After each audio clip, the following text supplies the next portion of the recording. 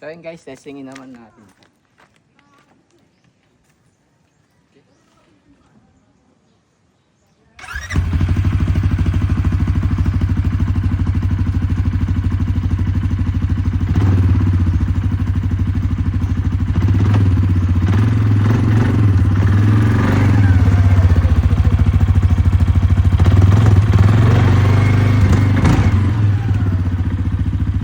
Guys, flex natin tong ating 500cc na Power Max. So yan guys, ang kagandahan dito guys, naka power steering siya.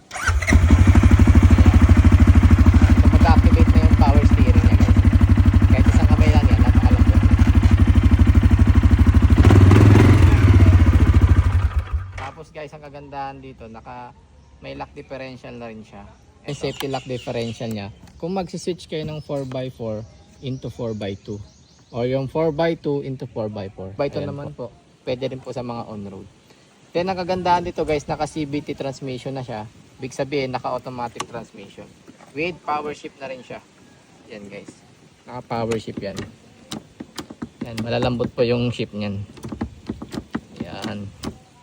So yung kagandahan niya, with park na po siya. Yan. Pag park po parang sasakyan na. Then, meron din po siya ditong button ng electric winch niya sa harap. So yung run by electric winch 3,500 pounds. So okay. Then ang kagandahan, naka liquid cooled na rin siya. Ayan po, radiator type po siya. Na dual fan. So sa cooling system ng makina guys, napakaganda. Hydraulic brake system. Tapos 4x4 automatic transmission. Guys, naka 12 inch mags na tayo, tapos 25 inches na gulong. Same din siya sa likod. Ang difference lang, mas malapad po yung likuran. May malaki tayong backrest guys. Ayan. May malaki tayong backrest. So gaano pa siya kataas? So hanggang bewang ko siya guys. So yung ground clearance niya, napaka-importante pagdating sa mga trail. So napaka-laki po ng ground clearance niya.